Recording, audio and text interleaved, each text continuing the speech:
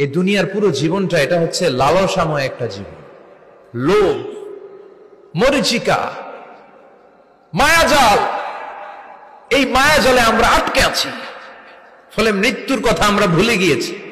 পাগলের মতো ছুটছি, আরো টাকা লাগবে, আরো খ্যাতি লাগবে, আরো যশ লাগবে, আরো দাপট লাগবে। আমার এত টাকা দিয়ে কি হবে, এত সম্পদ দিয়ে কি হবে, এত ব্যস্ততা দিয়ে কি হবে তোমার? স্টপ, থামুন, অনেক হয়েছে। আন্না, থামুন, take a rest, take a breath and think about death. Think that you have to go back to your Lord.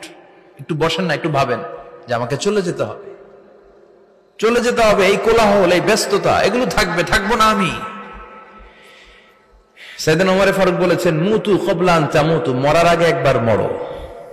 হাসিবু ক্বাবলা আন তুহাসাবু আলাইকুম, তোমার হিসাব নেওয়ার আগে তুমি একবার নিজের হিসাবটা করো না।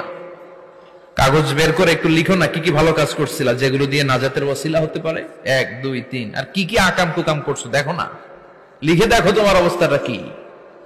মরার আগে একবার মরো।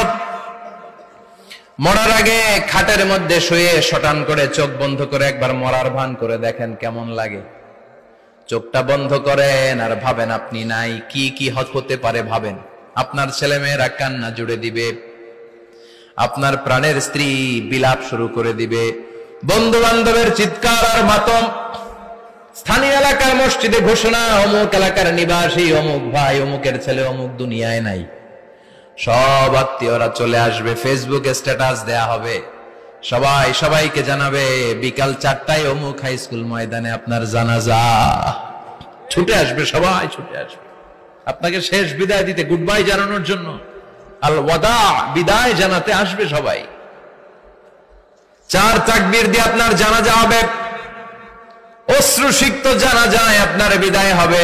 কাঠের খাটিয়ার মধ্যে করে কাঁধে তুলে আপনার কবরে নেওয়া হবে, আগে থেকে খুঁড়ে রাখা কবরটার মধ্যে আপনারে বিছিয়ে দেয়া হবে, বাঁশের কচি দিয়ে তার উপরে মাটির চাপা দিয়ে সব চলে যাবে।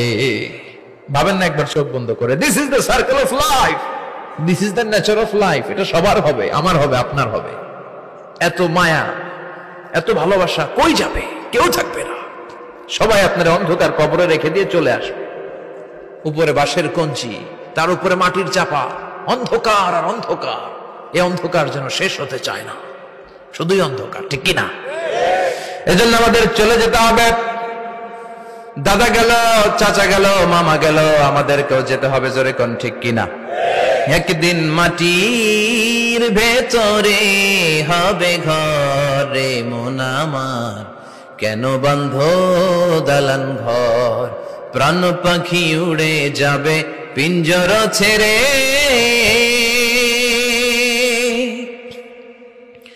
ধরা ধামে সবই রবে, তুমি যাবে চলে, বন্ধু বান্ধব যত, মাতা পিতা যারা সুত, সবই হবে তোমার পরে, মন আমার কেন বন্ধ দালান ঘর, একদিন মাটির ভেতরে হবে ঘরে মন আমার, কেন বন্ধ দালান ঘর, ঠিক কিনা?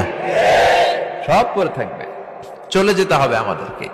এজন্য আখিরাতের কথা যেন আমাদের স্মরণ হয়। বিশ্বনবী বলতেন, নাহাইতুকুম আন জিয়ারাতিল কুবুর, আমি তোমাদেরকে কবর জিয়ারত করতে আগে নিষেধ করতাম, কিন্তু এখন নিষেধাজ্ঞা প্রত্যাহার করে নিলাম। এখন সব সময় তোমরা কবরের সামনে যাবা আর জিয়ারত করবা। কবরস্থানে জানতো বড়ুয়া কৃষ্ণপুরের এই গ্রামের কবরস্থান আছে কোন দিকে? পূর্ব দিকে আছে, গোখরার জলের ওদিকে। যান আপনারা, একটু যাবেন, একটু গেলে আখিরাতের কথাটা স্মরণ হবে। ওখানে ছোট শিশুরা শুয়ে আছে, কিশোর যুবকরা আছে, আপনার মতো তাগড়া যুবক, মুরব্বীরা আছে। এরা এই এলাকায় থাকতো, এরা আকাশ থেকে নেমে আসে না, এই এলাকার সন্তান, আজ নাই। একটা সার্টেন পিরিয়ড শেষে আপনিও থাকবেন না। This is the nature of life, this is the circle of life. ছোট্ট শিশু হয়ে এসেছিলেন, শৈশব, কৈশোর, যৌবন, প্রৌঢ়ত্ব। আগে ছিলেন সিঙ্গেল, বিয়ে করে হয়ে গেলেন ডবল। এরপরে আল্লাহ আপনাকে একটা মেয়ে দিল, এরপরে মেয়েকে বিয়ে দিয়ে শ্বশুর হলেন, এরপরে ওই মেয়ের ঘরে সন্তান হতে নানা হলেন। আর কতদিন? অনেক দিন হলো তো, অনেক লম্বা সময় পেয়েছেন আপনি। Think about death. এবার যাওয়ার কথা ভাবেন। আখিরাতের সামানের কথা ভাবেন, ফিরে যেতে হবে। কি শক্তিশালী যুবক, বার্ধক্য চলে আসলে লাঠি ছাড়া চলতে পারে না। কুচকুচে কালো দাড়ি সাদা হয়ে যায়, দাড়ির শুভ্রতা, বয়সের ভার, রং ধরা যৌবন জং ধরে শেষ, ঠিক কিনা? This is the circle of life. যুবক ভাইরা, এটাই জীবন, চলে যেতে হবে, কেউ থাকতে পারবে না, ঠিক কিনা? এটা রিমাইন্ডার আল্লাহ এই সূরার ভেতরে দিয়েছেন যে তোমাদেরকে ফিরে যেতে হবে, এই লোভ লালসা ছেড়ে দাও।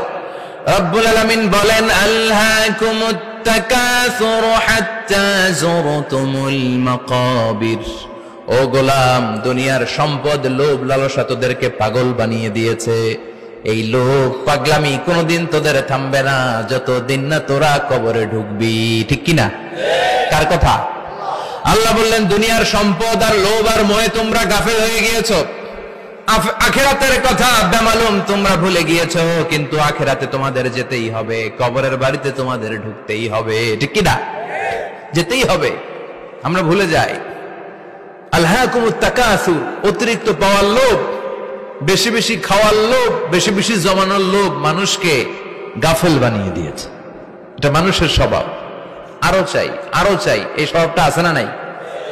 দেখবেন ছোট বাচ্চারা মসজিদের দোয়া অনুষ্ঠান শেষে জিলাপি দেয় না? বড় কৃষ্ণপুর কি দেয়? আগে বাতাসা দিত না, এখন কি দেয়? জিলাপি দেয়, মিষ্টি দেয়। তো মসজিদের 2-3 গেট থেকে যদি দেয়, ছোট বাচ্চারা দেখবেন এদিক দিয়ে কয়েকটা নিয়ে আবার ওই গেটে লাইন ধরে। ওর হাত হলো ছোট হাত, ওর হাত ভর্তি জিলাপি, আর নেওয়ার জায়গা না, এরপর আরেক জায়গায় লাইন ধরছে, আরো লাগবে আরো লাগবে, এই আরো আরো আরো চাই, এই স্বভাবটাই মানুষকে কুড়ে কুড়ে শেষ করে দিয়েছে। এত লাগবে কেন তোমার? চাহিদার কোনো শেষ নাই, unlimited demand of human being. যার আছে বেশি তার চাই বেশি, যার সাইকেল আছে তার হোন্ডা চাই, হোন্ডা আছে তো প্রাইভেট কার চাই, প্রাইভেট কার আছে তো প্লেন চাই, প্লেন আছে তো হেলিকপ্টার চাই, হেলিকপ্টার আছে তো ওইটা চাই, ওইটা আছে তো সেটা চাই, ঠিক কিনা? এলাকার মেম্বার যে হয়েছে চেয়ারম্যান হতে চায়, আছে না নাই? চেয়ারম্যান সাহেব এমপি হতে চায়, আছে না নাই? এমপি সাহেব মন্ত্রী হতে চায়, আছে না নাই? মন্ত্রী সাহেব প্রধানমন্ত্রী হতে চায়, আছে না নাই? কিন্তু এই দেশে সুযোগ নাই, কথা কন। এই দেশে প্রধানমন্ত্রী সিলেক্টেড, 2-3 জনের বাইরে কেউ প্রধানমন্ত্রী হতে পারবি না, ঠিক কিনা? আমার এই জীবনে তো আমি 2-3 জনই দেখলাম। বেগম খালেদা জিয়া, মাননীয় প্রধানমন্ত্রী শেখ হাসিনার ছোট্টবেলা দেখেছি এরশাদকে, আমরা তখন ছোট। তো মানুষের চাহিদার কোনো শেষ নাই, যার আছে বেশি তার চাই বেশি। এজন্য বিষ্ণু বলেছেন, উনজুরু ইলা মান হুয়া আসফালা মিন, তোমার চেয়ে যে খারাপ আছে ওর দিকে তাকাও। ওয়ালা তানজুর মান হুয়া আ'লা মিন, তোমার চেয়ে যে ভালো আছে ওর দিকে তাকাও না, তোমার চেয়ে যে খারাপ অবস্থানে আছে ওর দিকে তাকাও। অনেকে নিজের অবস্থান নিয়ে সুখী না, এরকম আছে না নাই? আল্লাহ আমার এটা দিল না রে, ওইটা দিল না রে, পাইলাম না রে, কিচ্ছু হয় না, কি করব জীবন, হতাশ। আসলে আছে কিন্তু অনেক, কিন্তু শুকরিয়া নাই, ডাকাত, ঠিক কিনা? নিজের অবস্থান নিয়ে সুখী না, কিন্তু অনেক লোক আছে তারা আপনার অবস্থানে পৌঁছতে চায়। তাদের দিকে তাকিয়ে দেখেন, আপনি যে অবস্থানে আছেন এই অবস্থানে পৌঁছাটা অনেকের কাছে স্বপ্ন। তারা প্রতিনিয়ত সংগ্রাম আর স্ট্রাগল করে যাচ্ছে আপনার অবস্থানে পৌঁছতে, আর আপনি এটা নিয়ে সন্তুষ্ট না।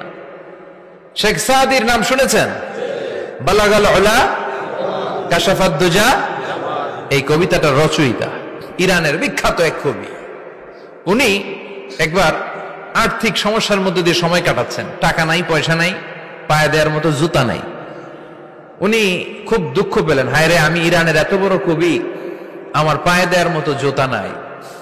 দুঃখ ভরা মন নিয়ে রাস্তায় হাঁটতে বেরোলেন। হাঁটতে হাঁটতে হঠাৎ দেখলেন একটা লোক শুয়ে শুয়ে কাঁদছে, ওই লোকটার 2টা পাই নাই, পাই নাই। উনি সেজদায় পড়ে গেলেন, আল্লাহর কাছে ক্ষমা চাইলেন, আল্লাহ অনেক দিয়েছো, শুকর আলহামদুলিল্লাহ। এজন্য যেই পরিস্থিতিতেই থাকি না কেন আমরা কি পড়বো? জোরে বলেন, কি পড়বো? এজন্য কানাতু মিনাল ইসলাম, অল্পে তুষ্ট থাকার নাম হলো ইসলাম। সম্পদ লাগবে কিন্তু সম্পদের পাহাড় লাগবে না, ঠিক কিনা? অল্প খান, অল্প পড়েন, অল্প জামান, অল্পের ভেতরে বরকত ঢুকাইয়া দিছে কে? দেখবেন যাদের সম্পদ অল্প তারা সুখী বেশি। জরিপে এটা দেখা গিয়েছে, অনেক সার্ভেতে এটা এসেছে, যারা সম্পদশালী এরা দুঃখী বেশি। এদের দুঃখ বেশি, টেনশন বেশি, খুব স্বাভাবিক। টাকা যার বেশি, রোগ তার বেশি। টাকা যার বেশি, টেনশন তার বেশি। টাকা যার বেশি, ঘরে শান্তি